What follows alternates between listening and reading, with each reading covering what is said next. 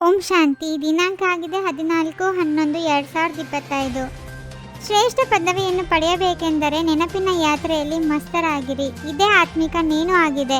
ಬುದ್ಧಿಯು ತನ್ನ ಮನೆಯಲ್ಲಿ ತಗುಲಿ ಹಾಕಿಕೊಂಡಿರಲಿ. ಯಾರ ಬುದ್ಧಿಯಲ್ಲಿ ಜ್ಞಾನದ ಧಾರಣೆಯಾಗುವುದಿಲ್ಲವೋ ಅವರು ಚಿಕ್ಕ ಚಿಕ್ಕ ಮಾತುಗಳಲ್ಲಿ ಬೇಸರವಾಗುತ್ತಿರುತ್ತಾರೆ. ಯಾರ ಬುದ್ಧಿಯಲ್ಲಿ ಎಷ್ಟು ಜ್ಞಾನದ ಧಾರಣೆಯಾಗುವುದೋ ಅಷ್ಟೇ ಅವರಿಗೆ ಖುಷಿ ಇರುವುದು. ಈಗ ಪ್ರಪಂಚವು ಕೆಳಗಿಳಿಯಲೇಬೇಕಾಗಿದೆ. ಇದರಲ್ಲಿ ನಷ್ಟವಾಗಲಿದೆ ಎಂಬುದು ಒಂದು ವೇಳೆ ಬುದ್ಧಿಯಲ್ಲಿ ಜ್ಞಾನವಿದ್ದಿದ್ದೇ ಆದರೆ ಎಂದಿಗೂ ಬೇಸರವಾಗುವುದಿಲ್ಲ, ಸದಾ ಖುಷಿ ಇರುವುದು. ನಮ್ಮನ್ನು ಸರ್ವಶ್ರೇಷ್ಠ ತಂದೆಯು ಬಂದು ಸರ್ವಶ್ರೇಷ್ಠ ಮನೆಗೆ ಕರೆದುಕೊಂಡು ಹೋಗುತ್ತಾರೆ. ನಾವೀಗ ಮನೆಗೆ ಹೋಗಬೇಕಾಗಿದೆ. ಶ್ರೇಷ್ಠಾತಿ ಶ್ರೇಷ್ಠ ತಂದೆಯು ನಮಗೆ ಶ್ರೇಷ್ಠಾತಿ ಶ್ರೇಷ್ಠ ಪದವಿಯನ್ನು ಪ್ರಾಪ್ತಿ ಮಾಡಿಸುತ್ತಾರೆ. ಯಾವಾಗ ನೆನಪಿನ ಯಾತ್ರೆಯಲ್ಲಿ ಮಸ್ತರಾಗಿರುತ್ತೀರೋ ಆಗಲೇ ಶ್ರೇಷ್ಠಾತಿ ಶ್ರೇಷ್ಠರಾಗುತ್ತೀರಿ. ನೆನಪಿನಿಂದಲೇ ಶ್ರೇಷ್ಠ ಪದವಿಯನ್ನು ಪಡೆಯಬೇಕಾಗಿದೆ. ನಿಮಗೆ ಕಲಿಸುತ್ತಿರುವ ಜ್ಞಾನವು ಮರೆಯುವಂತಿಲ್ಲ. ಈಗ ಈ ಕನಿಷ್ಠ ಪ್ರಪಂಚದ ಅಂತ್ಯವಾಗಲಿದೆ. ಇದು ಹಳೆಯ ಪ್ರಪಂಚವಾಗಿದೆ. ಮನುಷ್ಯರು ಎಷ್ಟೊಂದು ಕನಿಷ್ಠರಾಗಿ ಬಿಡುತ್ತಾರೆ, ಆದರೆ ನಾವು ಕನಿಷ್ಠರೆಂಬುದನ್ನು ಯಾರೂ ತಿಳಿದುಕೊಳ್ಳುವುದಿಲ್ಲ. ಈಶ್ವರೀಯ ವಿಶ್ವವಿದ್ಯಾಲಯದಲ್ಲಿ ನೀವು ಓದುತ್ತಿದ್ದೀರಿ ಅಂದಾಗ ಎಷ್ಟೊಂದು ನಶೆ ಇರಬೇಕು.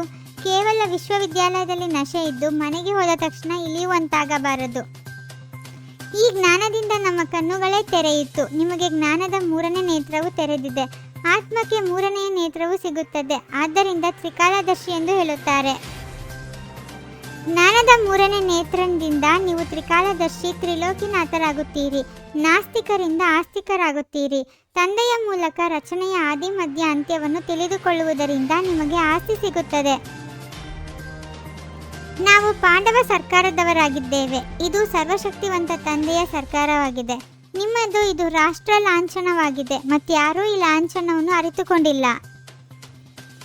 ಇಲ್ಲಿ ಯಾವುದೇ ಗುರು, ಮಿತ್ರ ಸಂಬಂಧಿ ಮೊದಲಾದ ಯಾರನ್ನೂ ನೆನಪು ಮಾಡುವ ಅವಶ್ಯಕತೆ ಇಲ್ಲ.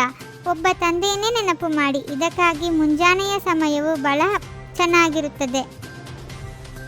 ಭಾರತದ ಪ್ರಾಚೀನ ಯೋಗವು ಇದಾಗಿದೆ. ಉಳಿದಂತೆ ಏನೆಲ್ಲ ಇಷ್ಟೊಂದು ಹಠಯೋಗಗಳನ್ನು ಕಲಿಸುತ್ತಾರೆಯೋ ಅವೆಲ್ಲವೂ ಶರೀರದ ಆರೋಗ್ಯಕ್ಕಾಗಿ ವ್ಯಾಯಾಮವಾಗಿದೆ.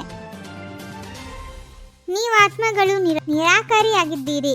ಇಲ್ಲಿ ಪಾತ್ರವನ್ನು ಅಭಿನಯಿಸಲು ಬಂದಿದ್ದೀರಿ. ಈ ಡ್ರಾಮಾದ ರಹಸ್ಯವನ್ನು ತಂದೆಯೇ ಬಂದು ತಿಳಿಸುತ್ತಾರೆ.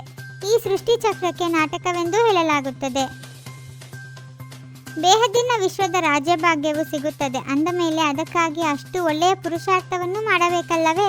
ಗೃಹಸ್ಥ ವ್ಯವಹಾರದಲ್ಲಿಯೂ ಬಲೆ ಇರಿ, ಆದರೆ ಪವಿತ್ರರಾಗಿರಿ.